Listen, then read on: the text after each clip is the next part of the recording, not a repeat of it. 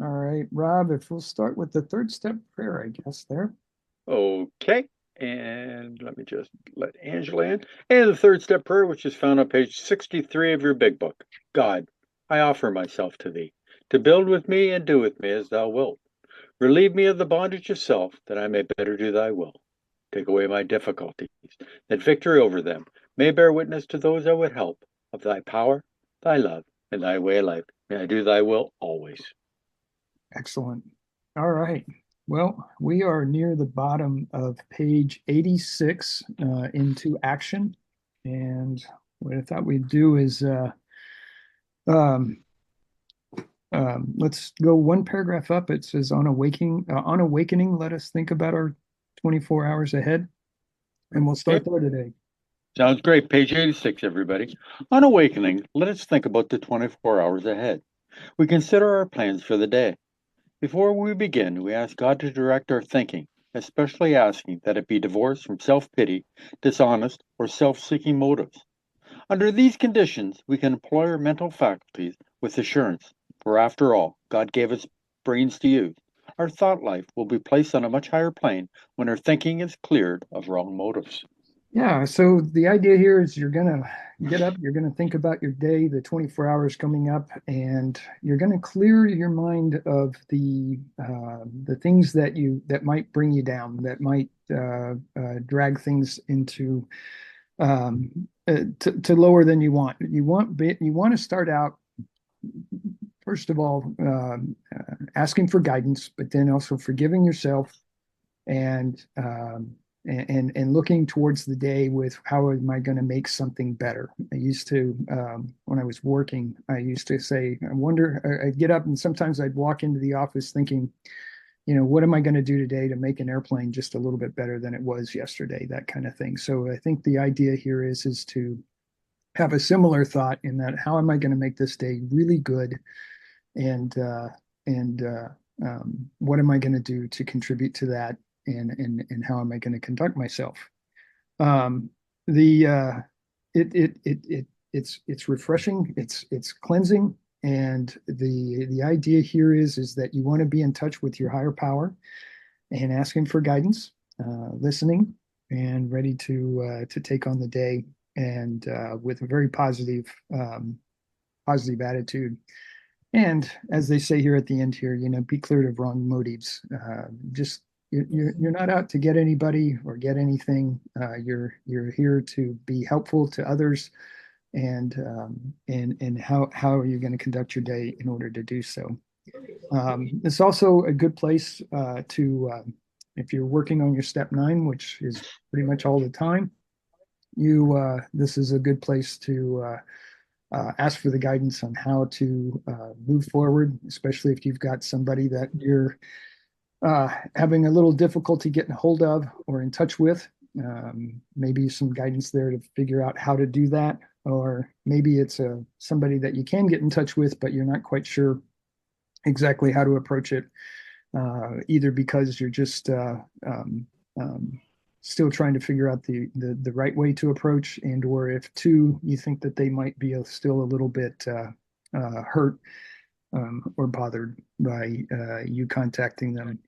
Again, you're really looking for that positive guidance to see how to do that. This is an excellent place to really figure out what you're going to do that day for your step nines. Rod? Okay, we're at the bottom of page 86. In thinking about our day, we may face indecision. We not we may not be able to determine which course to take. Here, we ask God for inspiration, an intuitive thought, or a decision. We relax and take it easy. We don't struggle. We're often surprised how the right answers come after we have tried this for a while. Yeah. So the idea here is you want to clean your house and make sure it's in order. This is really a good place for that. As long as you've got that taken care of, then you are looking for that extra inspiration, that excitement, that enthusiasm that your higher power can provide, and look forward to it. And really, I think there's some important stuff in here. Is that relax and take it easy. There's this shouldn't be a burden on yourself.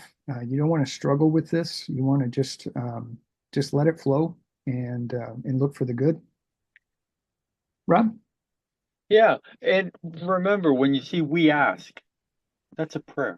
Okay, we ask God, okay, what should I do in this situation? Remember, before I used to run on Rob Power, which always got me into trouble, it seems. I always made the wrong decision. And, you know, and it says here, we are often surprised how the right answers come after we have tried this for a while. How long? Time takes time, as our friend Bill from New Jersey always says. How long does it take? I'm not sure. But you know what? When we are doing God's work, or we're you know, the right answers will come because I'm not trying to get things for myself. I'm trying to do what's best for everybody involved. What is best for Leo today? What is best for Linda? Not what is best for me. Okay, because you know, a friend of mine always says we go from being takers to givers, which is a great way of putting it because, before I used to just want what was best for me. But now I'm thinking, what is best for you and not just myself? We're at the top of page 87, everybody. What used to be the hunch or the occasional inspiration gradually becomes a working part of the mind. Being still inexperienced and having just made conscious contact with God, it is not probable that we're going to be inspired at all times. We might pay for this presumption in all sorts of absurd actions and ideas. Nevertheless, we find that our thinking will, as time passes, be more and more on the plane of inspiration. We come to rely on it. Yeah, this is a really good recipe for process, and I would say that the idea here is that it's a learned skill and one that takes some time and experience to actually be a part of and really kind of institute and test. Something may or may not work depending on how that goes, and you would learn from that.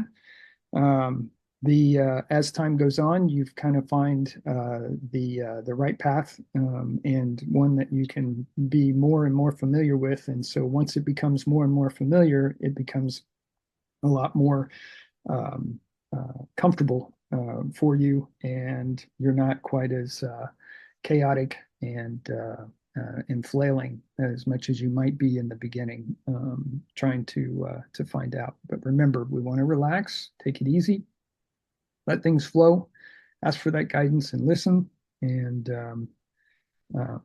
things will follow. Right?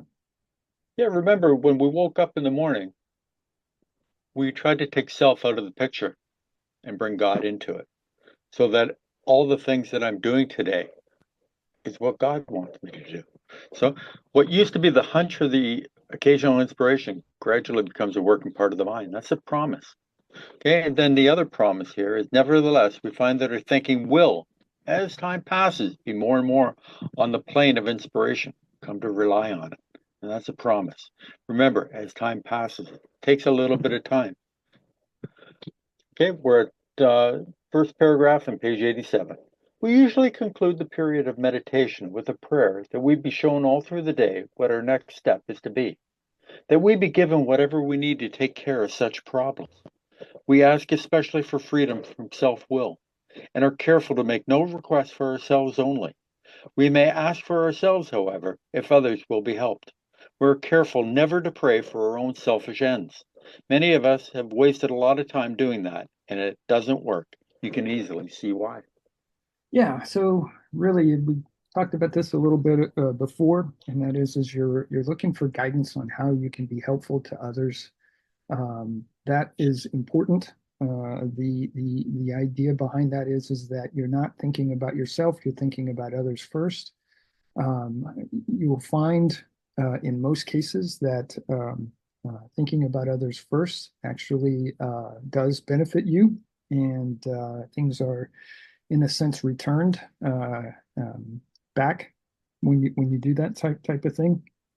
Um, you don't want to do this self-will. Remember, self-will runs riot. We only ask for the strength and the guidance or the wisdom in order to help others, and you don't want to pray for your selfish ends. Um, it doesn't do you any good to think about just yourself and what you know what you may want, and you've got to like I said, we've said, look for others, and really, what can you do to help solve problems for other people? You'll find that that's a very um, positive way to start your day. Rob? Yeah, and in this paragraph, Bill Wilson is teaching us how to pray and what to pray for. Remember, it says here, uh, we usually conclude the period of meditation with a prayer that we be shown all through the day what our next step is to be. Okay, that's what we're going to pray about or pray for, that we be given whatever we need to take care of such problems. We ask especially for freedom from self-will and are careful to make no requests for ourselves. Okay, I can't pray for God to give me $1 million, but I've been praying for Marcus to get $1 million. So that is fine. And Marcus is praying for me to get $1 million, I believe. So, on page 13, okay, it said, never was I to pray for myself, except as my request bore on my usefulness to others. So I can pray to be a help to other people, but I can't pray for my own selfish ends. Okay, I used to do that. God, I need a new car. My car is getting a little bit older. My car runs. Why am I complaining? I can get around. I have a couple of dollars in my pocket. I can go and buy a coffee if I need it. You know, Other people don't have that. You take a look at the news and you see the houses that are being bombed, and the people that are displaced from their homes. Their whole lives are just turned upside down. Is my life like that? No. My life is stable. Okay. I've got it good, you know? And the whole thing is that when I'm praying for other people, I'm not thinking about myself. See, most of my problems are created in my own mind.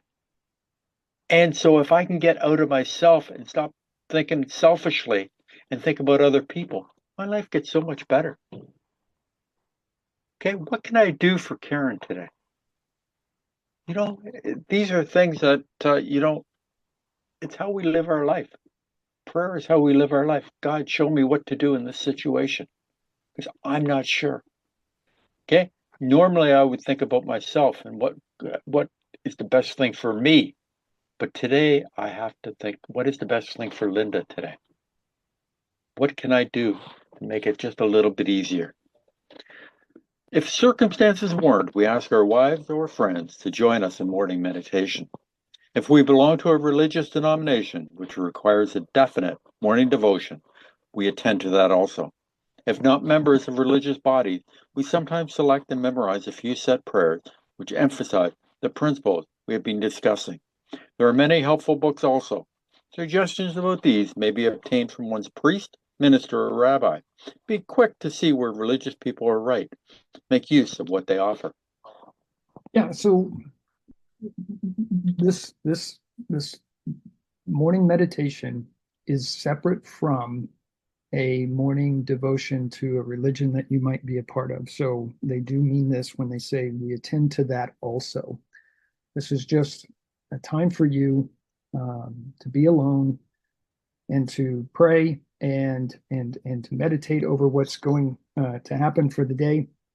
And then as you kind of develop that skill set and that awareness and that enthusiasm, then I think it's a great idea to share it with other people, whether that be a spouse, a friend, a clergy, or others that you might also include in your morning meditation and devotion. Doing all of that put together, it's kind of like that exponential growth that happens. Especially if you're sharing with other people, they are supporting what you're doing, and anytime you are being supported by other people for what you're doing, the outcomes are always that much more positive. So again, the real message here in this is that if you have a morning devotion, again, for a religion that you are a part of, you would do that also, and that would be in addition to this morning meditation that you're asking for the guidance and how to conduct your day. Rob? Yeah, I was at a meeting yesterday and they were talking about, Bill Wilson's spirituality and the thing. And Bill Wilson had something that he read every morning, and I'm gonna read it out, and I'll share it I'll put it in the chat later on. And this was Bill Wilson's morning prayer. O Lord, we thank thee that thou art, that we are, from everlasting to everlasting. Blessed be thy holy name and all thy benefactions to us of light, of love, and of service. May we find and do thy will in good strength, in good cheer today. May thy ever-present grace be discovered by family and friends, those here and those beyond, by our associates throughout the world, by men and women everywhere, and among those who must lead us in these troubled times. O Lord, we know thee to be all wonderful, all beauty, all glory, all power, all love. Indeed, thou art everlasting love accordingly. Thou hast fashioned for us a destiny, passing through thy many mansions, ever in more discovery of thee, and in no separation between ourselves. For all these great wonders, benefactions, and assurances, we now raise hearts and minds to thee. O Father of lights, we are filled with gratitude that shall be timeless. That was Bill Wilson's morning prayer. And as I said, I was at a meeting yesterday, and they had a copy of that.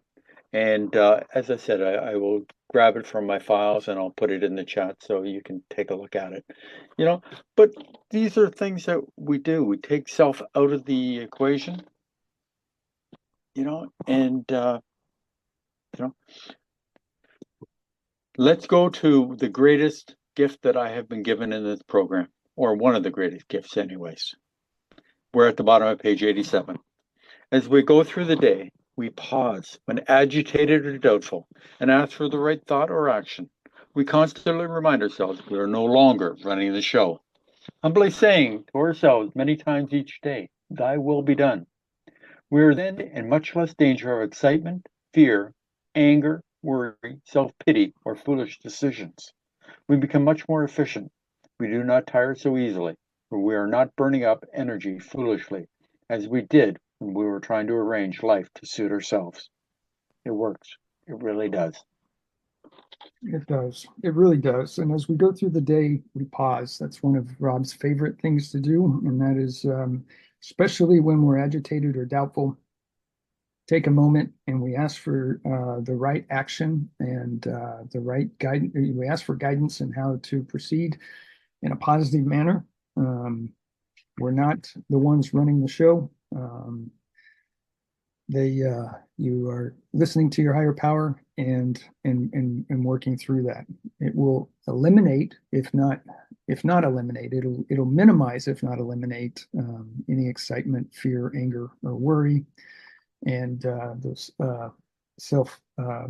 foolish decisions that you've got going on. So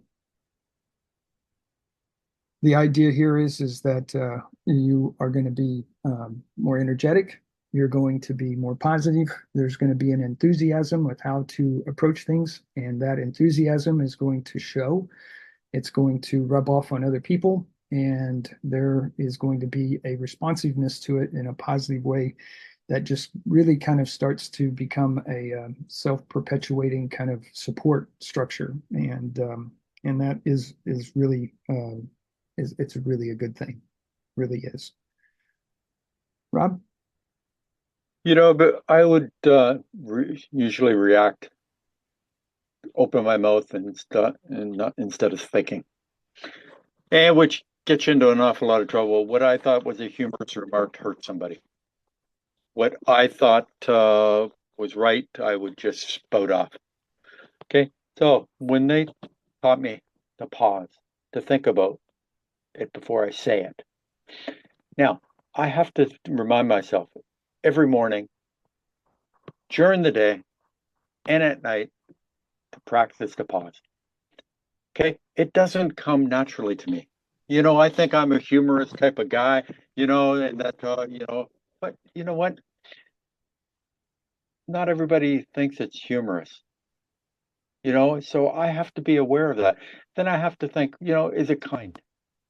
Is it honest? Is it necessary? The three gates of truth, does it need to be said by me?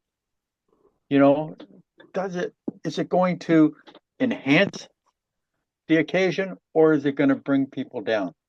Okay, when I say something, is it ooh, is it going to hurt? And that's not my intention. I never want to hurt anybody. Mhm. Okay, so I practice the pause and I think about it before I say it, and it's made a huge difference. Huge. Why? Because I don't have people that are mad at me all the time. Because of something I thought it was, you know, innocent. Okay. So remember, practice the pause. Think about it before you say it. We alcoholics are in discipline. So we let God discipline us in a simple way we have just outlined. But this is not all. There is action and more action. Faith without works is dead. The next chapter is entirely devoted to step 12. Sure is. Couple of things here to finish things out with the into action chapter. Bill S., our friend from New Jersey, has said in the past, live your life like it's a prayer. And that's one way of kind of looking at things in a simplistic manner. Just live your day and your life like it's a prayer. Another caveat here is praying in the morning and giving thanks at night is just a check-in. It's not really your step 11. There's really got to be a reconciliation of the day at night and really thinking through some of your actions and how you might have done them well and or how you might have done them better. And then in the morning, that meditation of really starting to think about what you plan on doing for the day, how you're going to go about the day, helping others, and asking for that guidance. Certainly, prayers are a part of it, but the idea here is it's not just a simple prayer. There's more to it than that.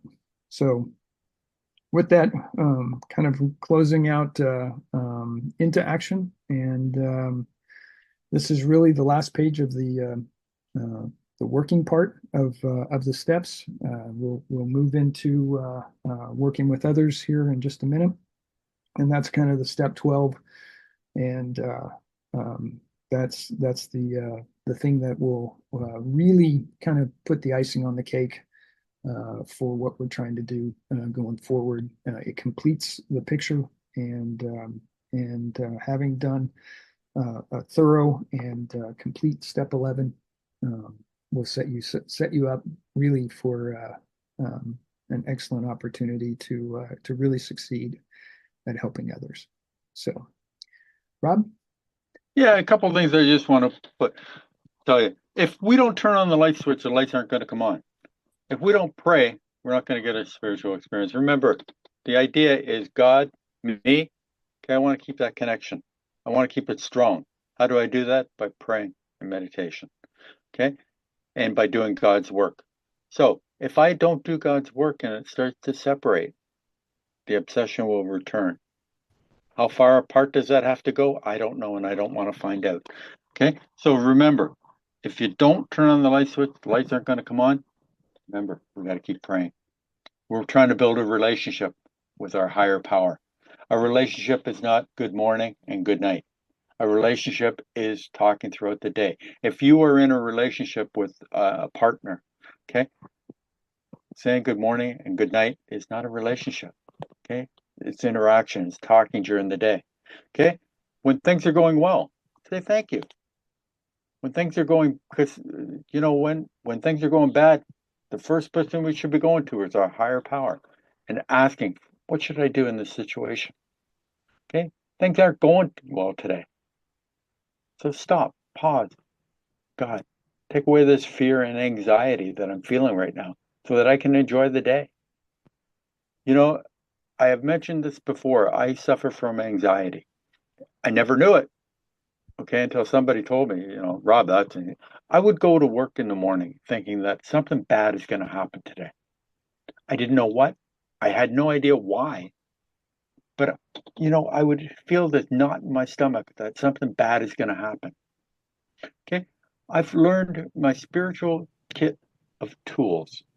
I've learned today that, you know what, when I feel like that, I just say, God, please take this away so that I can enjoy the day. Okay. Instead of having that knot in my stomach all day long. And then nothing would happen. And so I've ruined a day because of this, the mind, thinking that something bad was going to happen. Okay. Now I have tools to use. Our friend Bill in New Jersey always says he has power tools because regular tools just don't work. And I can so relate to that. You know, oh, so that's a couple of things. It works. It really does. Please remember that. One of the shortest lines in the book. So, working with others. Okay. If we're helping others, we are not doing the program. If we are not helping others, we're not doing the program. What can I do for others? Okay. Working with others. Practical experience shows that nothing will so much ensure immunity from drinking as intensive work with other alcoholics. It works when other activities fail. This is our 12th suggestion. Carry this message to other alcoholics. You can help when no one else can. You can secure their confidence when others fail. Remember, they are very ill. Yeah, one of the most referenced paragraphs of the 10 or 20 referenced paragraphs in the book that we go to. This one is one that we come back to again and again, and it rings true.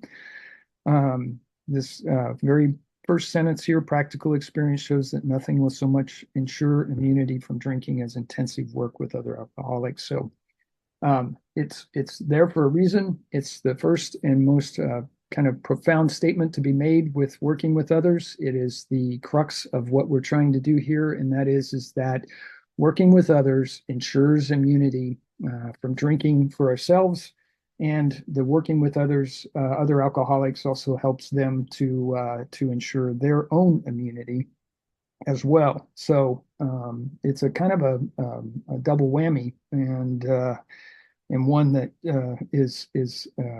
is very beneficial for everyone. So the idea here is that another alcoholic can relate to another alcoholic, and so that relationship is really instant credibility, and that instant credibility is sometimes what it takes in order to get another alcoholic to begin to listen, to start to learn, and to actually believe that they can actually recover like you have been able to as well. So this idea of practical experience, that working with others is really important.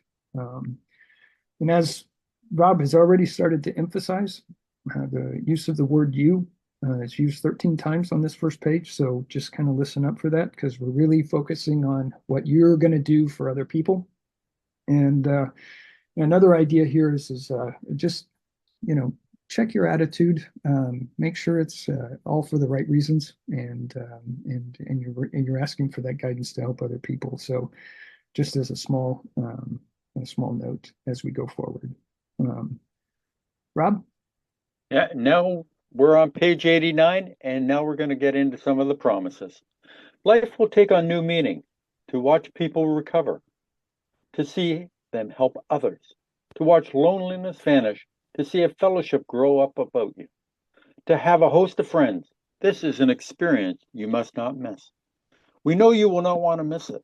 Frequent contact with newcomers and with each other is the bright spot of our lives. It really is. The idea here is, and I'll use this meeting for example. I look forward to this meeting every week. It's great to see old friends that come in week in and week out. It's also great to see newcomers and see them lighten the light come on, and hopefully it's helpful to them. But it's also helpful to myself and to Rob and to Bill When we do it, it helps us to remain sober and live the life of a recovered alcoholic. And it sets us up really nicely for the follow-on, which is to continue to help others as we go forward. So it's really nice. It's really nice because you really feel good when you have had a positive impact on another alcoholic, and that positive impact is just insurance that you're even stronger than you were before, and your resolve to live a recovered life is there. Rob? Yeah, I put in the chat the 7 promises that are in that one little paragraph, and as Leo pointed out, you or yours used 13 times on this one page. We are now part of the collective. We have done steps 1 to 11, and we're working on step 12 now. So we are part of the collective of the first 100 people because we have gone through the process. So now it's up to, we are part of them. It's a beautiful thought. And remember, it says in the first thing that intensive work with other alcoholics. Okay, it doesn't say working with other people. Okay, remember, it's important that we work with alcoholics. Why? Because it reinforces in us what we need to do in order to stay sober. And that is the important part, that we work with other alcoholics. Perhaps you are not acquainted with any drinkers who want to recover. You can easily find some by asking a few doctors, ministers, priests, or hospitals. They will be only too glad to assist you. Don't start out as an evangelist or reformer. Unfortunately, a lot of prejudice exists. You will be handicapped if you arouse it. Ministers and doctors are competent, and you can learn much from them if you wish. But it happens that because of your own drinking experience, you can be uniquely useful to other alcoholics. So cooperate, never criticize. To be helpful is our only aim. Absolutely. And this has been back in the late 1930s time frame, mid to late 1930s. And back then you had more access to doctors, ministers, and priests, hospitals. Certainly, Dr. Bob was a conduit to that as well. So today we find newcomers, we find those that are in need of help in the rooms, whether they be virtual, like the Zoom rooms that we are a part of, or in the face-to-face meetings that we might attend. There's always going to be somebody in there that's looking for some assistance and some help, and that's where you would want to look for for people to help recover. But most doctors will probably not share information with you just due to the times. A minister might, depending on your relationship with them and maybe as through the work that you're doing. But the other thing too here is don't start out as an evangelist or reformer. Remember, one of the things that we want to talk about is our own experience to kind of relate to the newcomer and the person that's looking for help.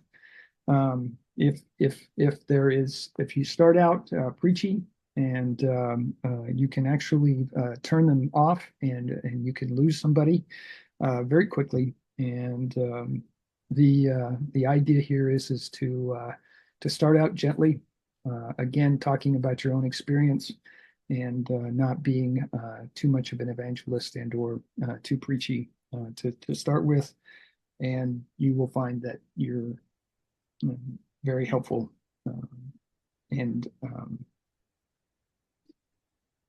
can work with other people. The other thing too, and I find this, an interesting thing when they say never criticize. The idea is that you don't, it's bad enough that an alcoholic is finally coming to AA and to the rooms, trying to learn something about alcoholism and learn something about themselves and be able to start recovery. It being kind of critical and or judgmental and stuff can find that that can push somebody away as well.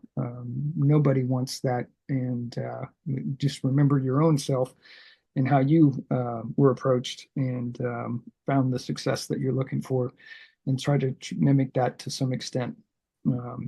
The being critical and everything just seems to be. I just find that I think there's some old timers that used to be a little bit gruff. There's a couple of those that are still around, but they're in the minority these days based on what I've seen, and the ones that seem to be the more successful ones are the ones that are truly in it to help other people, and they allow the space and the time for that person to kind of get comfortable with the idea of alcoholism and recovery. Just as a sidebar. Rob? Yeah, as Leo said, you can't just show up at a hospital and say, can you give me a drunk? I want to work with a drunk. It's not going to work. Okay? Times have changed. When this book was written, Bill Wilson used to go to the town's hospital, and he used to go to the Calvary Mission and search for people that had a drinking problem.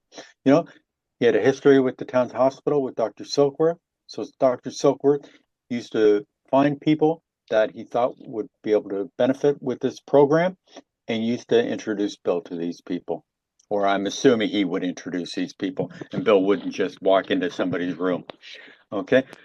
So remember that Dr. Bob was part of the Oxford group for about 2 years, and he couldn't stop drinking. It wasn't until he met with Bill, and Bill sat down with him and talked to him one-on-one about alcoholism and what Bill knew. And Bill talked about his own problem with alcohol. He didn't talk about Dr. Bob's problem. He talked about his own. Okay? And that's when the difference came over Dr. Bob. And I want to point out page 18. But the ex-problem drinker who has found this solution, who is properly armed with facts about himself, can generally win the entire confidence of another alcoholic in a few hours. Until such an understanding is reached, little or nothing can be accomplished. Okay? And that's what they're talking about in that paragraph. Okay? You can help when doctors, ministers, rabbis, all these other good people, psychiatrists, can't. They don't have the drinking problem. Your experience and the way you feel will get through to another alcoholic. Top of page 90, everybody. When you discover a prospect for Alcoholics Anonymous, find out all you can about him. If he does not want to stop drinking, don't waste time trying to persuade him. You may spoil a later opportunity. This advice is given to his family also. They should be patient, realizing they are dealing with a sick person. So this is just a quick caveat. I'll use my own experience. When I first started coming to AA, I really didn't want to stop drinking. I wasn't looking for a sponsor. I was looking to just appease other people, and then find an opportunity to, quote, show that I could control my drinking and that I could really do it right and be like a normal person, which obviously couldn't and wouldn't happen. But the idea here is that, I think some people probably could tell that I wasn't ready to stop drinking when I first started coming to AA. And that's really what they're trying to kind of get across to you here. And that is that if you do find a newcomer, finding out as much as you can about them only gives you the wisdom that you're going to need in order to be able to decide whether or not this person really wants to stop drinking or not. If they really want to stop, and we're not talking about people that really want to stop and they're still struggling with it and slip every once in a while here. We're talking about somebody that you can almost kind of tell by what they're saying and what they're doing, that they seem to be just parroting what other people are saying. And you can tell that they're that in most cases you can tell that they really don't want to stop.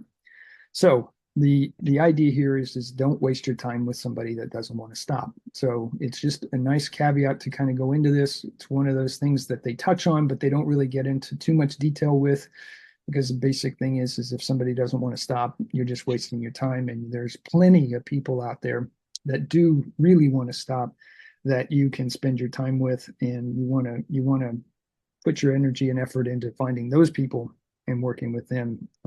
Again, the success of that is only going to help your own success as well. So, if, and as a caveat here again, if you do find somebody who doesn't want to stop, just be very kind and gentle with them. Just let them know that you've got others that you need to be working with. And if they do find themselves at a point where they really want to stop, then you'd be more than happy to work with them at a later time. Rob? Yeah, remember, we plant the seed.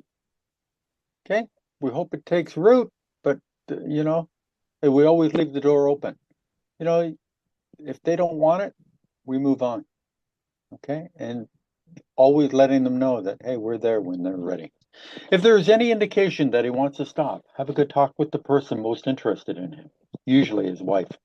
Get an idea of his behavior, his problems, his background, the seriousness of his condition, and his religious leanings. You need this information to put yourself in his place, to see how you would like him to approach you if the tables were turned. Yeah, it's kind of, let's loosely say this is kind of like an interview. You need to qualify the person to some extent. Again, you're trying to find out their earnestness in wanting to quit and stop drinking, but you also want to kind of get an idea of whether or not they are going to be open to any of the religious ideas that are presented in this program. And you also want to just get an idea of what this person's up against as well, because part of being what I guess you would consider yourself as a sponsor here is to start working with them and helping them to see the light, and if you will, as to what they need to change in their lives in order to be able to recover. Everybody's situation, that once they've determined that they're alcoholic and that they've had consequence problems and they're overwhelmed by the consequences, it's always a serious situation, notwithstanding the fact that continued alcoholic behavior can lead to an early death. And so those are ideas that you really have to take to heart and make sure that they understand as well. And at this point, if you have essentially interviewed or qualified them in the sense that kind of where they are and what they're doing, then you kind of know how to approach them. Again, you're going to start after that with your own story, because you really do want to relate. You really want them to relate to you in some manner or fashion and make that connection, create that relationship, and that is going to open the door for you to be able to continue to move forward and help them begin the program that's outlined in the book. Rob? When I've read that paragraph, what it makes me think of is page 77. To fit ourselves to be of maximum service to God and the people about us. Okay? We find out his information so we can fit ourselves.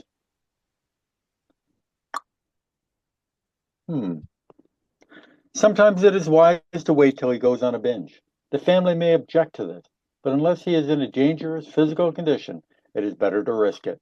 Don't deal with him when he is very drunk, unless he is ugly and the family needs your help. Wait for the end of the spree, or at least a lucid interval. Then let his family or a friend ask him if he wants to quit for good, and if he would go to any extreme to do so. If he says yes, then his attention should be drawn to you as a person who has recovered. You should be described to him as one of the fellowship who, as part of their own recovery, try to help others, and who will be glad to talk to him if he cares to see you. Yeah. So we're talking about a person that's feeling vulnerable. And most of the time at the end of a spree or a debacle, We feel very vulnerable. We feel guilty. We're remorseful, and we're open to new and different ideas. We're open to recovery. We're open to stopping the drinking, and that kind of interest that we're curiosity that we're generating there, that has been generated there, is what we're trying to tap into, so that they're at least willing to listen to what you have to say, and therefore start to learn as far as that's concerned. Um, you want to emphasize to them that you have been through a lot of what they've been through. You've been able to overcome the drink problem, that you've been able to recover, and that you are somebody that is willing to take them through the process and lead them in the program of recovery. And this idea of helping others is paramount. So a lot of good things are saying here. One of the other thing too is that, they mentioned being a part of a fellowship. We're part of the fellowship, not the program. We do the program, but we're not part of the program. It's actually a part of the fellowship. So it's just a little sidebar there. But otherwise, this is the idea of getting to somebody when they are most interested in recovery. Rob? Yep. If he does not want to see you, never force yourself upon him. Neither should the family hysterically plead with him to do anything, nor should they tell him much about you. They should wait for the end of his next drinking bout. You might place his book where he can see it in the interval. Here, no specific rule can be given. The family must decide these things, but urge them not to be over anxious, for that might spoil matters. Anybody that's getting pushed is going to resist. They have to really want it themselves, and that's really important here. It's a personal and private decision that you make, and an honest one that you make for yourself. You don't do it for other people. It's nice that other people benefit from your recovery, but it's not the reason why you do it. You do it for yourself. You do it for your own health, your own recovery, your own benefit in that regard. And out of that, other people will benefit from it. But you should not push, neither should the family. All you're going to do is push them farther away. They're liable to drink even more. So this is that idea. They'll, if they really want it, they're going to come around on their own, and that's going to happen. But being pushed is only going to literally push them farther away. Rob? And why do we wait for a spree? We go to page, mark beside your book there, page XXIX. And here's why. After they have succumbed to the desire again, as so many do, and the phenomena of craving develops, they pass through the well-known stages of a spree, emerging remorseful, with a firm resolution not to drink again. So they don't want to drink again. Now is the time that we can talk to them and try to get them into the fellowship, into our program of action. Okay? Until then, nothing's going to be done. So that's why we try to wait sometimes for the end of a spree. Is because then they don't want to do this again. Why do I keep doing it? They're remorseful. They want to get better. Usually the family should not try to tell your story. When possible, avoid meeting a man through his family. Approach through a doctor or an institution is a better bet. If your man needs hospitalization, he should have it, but not forcibly, unless he is violent. Let the doctor, if he will, tell him he has something in the way of a solution. Yeah, the idea is a third party. What we're doing is basically your family. Nobody wants to hear necessarily, not in most cases, nobody wants to hear from the family and friends that they have a problem. It's too close to home, it's embarrassing, and it tend to push people away. But having a third party come in and say that there is a problem and that they have a potential solution, which is a suggestion of AA in the program, and perhaps you as a person that is more than willing to work with them and everything is usually a good approach, and they're more receptive to that. idea, because this third party is kind of, quote, a disinterested party, and that carries some weight. The other thing that they want to make a note here is that hospitalization or some type of a rehabilitation program, if that is needed, please support that and allow that to happen. A lot of times people coming out of hospitals and or rehabilitation are sober and they want to stay that way. They've had some success with it and they've tasted the idea of recovery.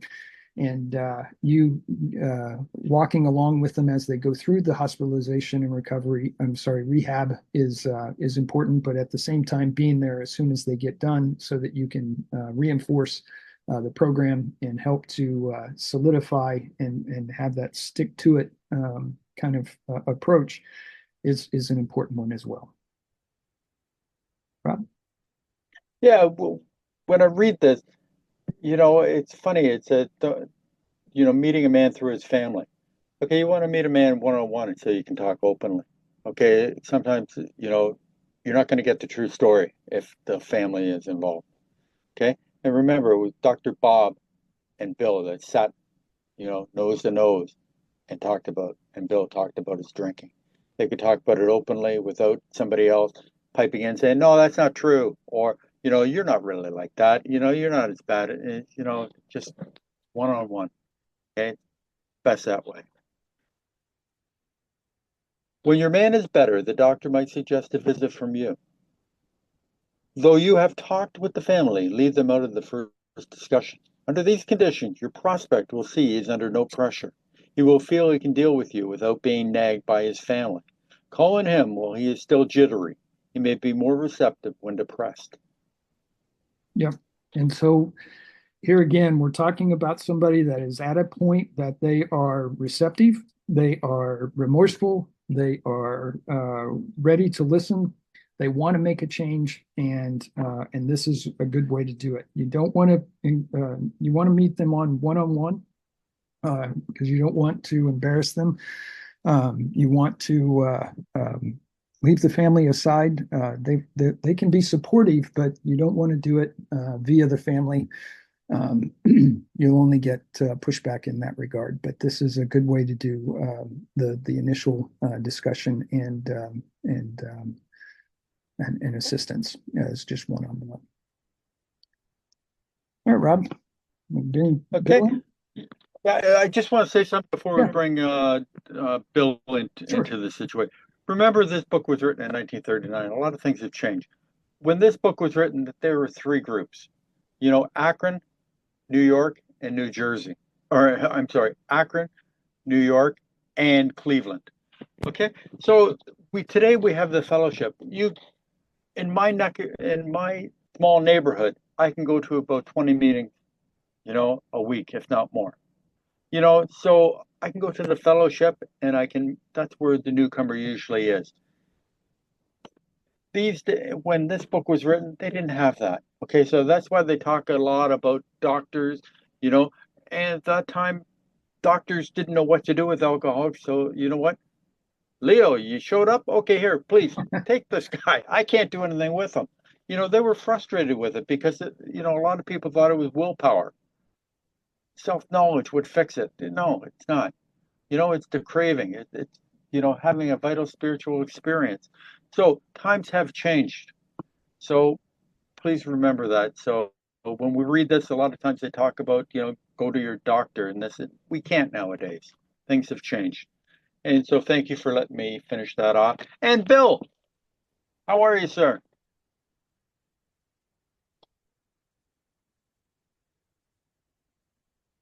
Oh, Bill.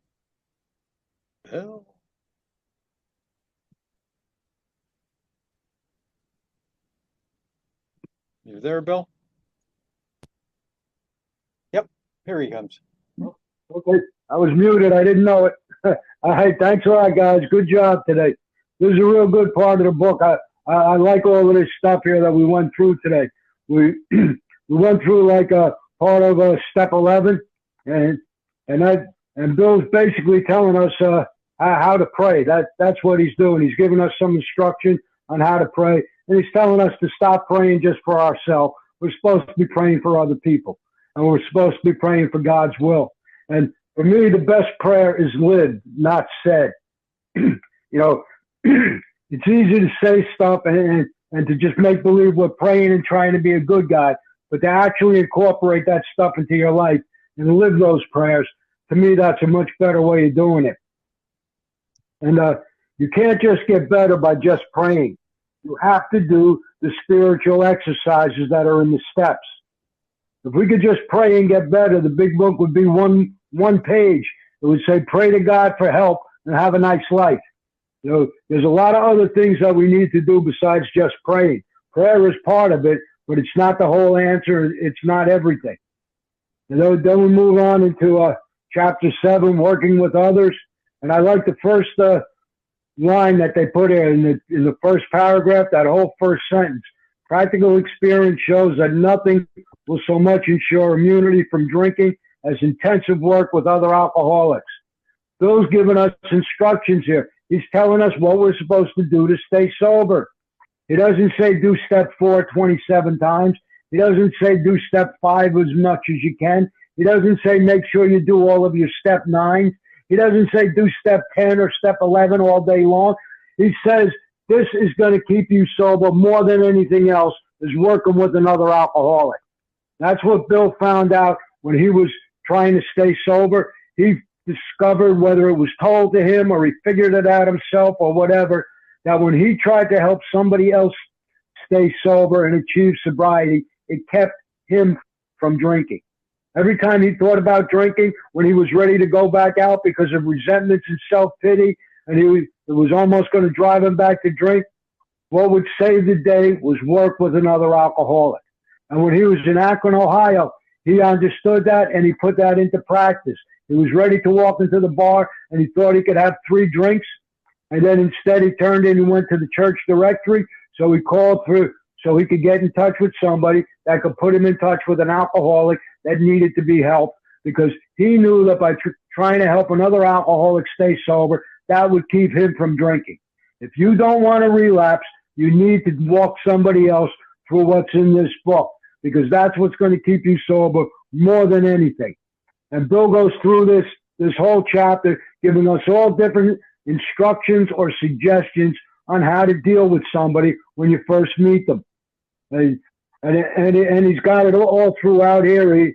Some of the stuff is a little bit outdated, like going to the hospitals and asking doctors, ministers, priests, or hospitals for where you can find an alcoholic. Today they have laws against that. They're not allowed to give out any intimate information on any of their patients or clients or whatever. They can't do that. So back when they wrote this book, they didn't have those laws yet.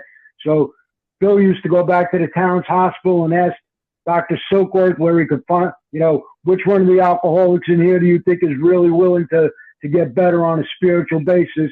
And Dr. Silkworth would point out to Bill who he thought was willing to listen to what Bill had to talk about.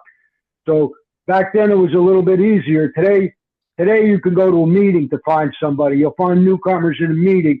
But back in the day, they used to go to a hospital or a doctor or a priest or a minister, and they would ask them. Today, if you try to do that, they're not going to tell you because it's against the law to give out any kind of information. So that's a little bit outdated. And basically, he just goes through this over and over again, and he keeps saying the same thing, that we're supposed, how we're supposed to try to deal with them, what kind of instructions he's giving us.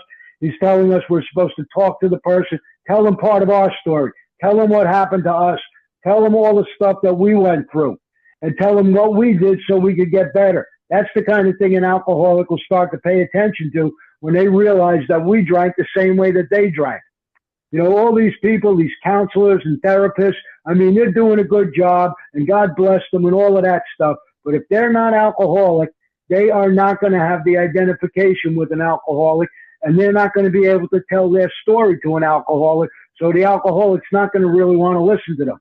I know for myself, when I first came into AA, the only reason I listened to people is I heard them talking about doing the same things that I did. All my family, all my friends, everybody that I knew, they weren't alcoholics, and they just told me, use your willpower, pull yourself up by your bootstraps, Why don't you choose not to drink? All that kind of stuff. And that might work for an hour or two. That stuff doesn't work for an alcoholic. When I came into AA and people told me that they drank every time they didn't want to drink and they couldn't stop, then I started paying attention to them because that's what happened to me. And when I paid attention to them and they told me the process they went through to get better, that's what helped me get better. So he's given us this instruction all throughout here. He's telling us how to deal with a newcomer or somebody that's trying to achieve sobriety. Basically, tell them what happened to you. That's realistically what he's saying here. Well, we're up on the top of the hour, so that's pretty much all I got. Thanks for letting me share. Thanks very much, Bill. And Bill has his meeting on at 11 a.m. on Fridays. Information will be in the chat. Excellent. All right, Rob, let's close with the serenity prayer and then we'll open things up. Okay. God, grant me the serenity to accept the things I cannot change, courage to change the things I can, and wisdom to know the difference.